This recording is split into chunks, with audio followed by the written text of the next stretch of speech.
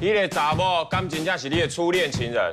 迄是爸爸的朋友呢。你着杀掉伊，唔才互伊30万。尽管嘛有，你看30万，这个出来就我出。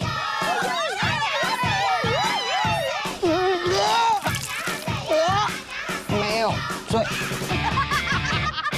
这是蔡永生订的房间呐，交往周年纪念呐。那间房间你有盖？我告，可不可以不要随便勾引人家的老公？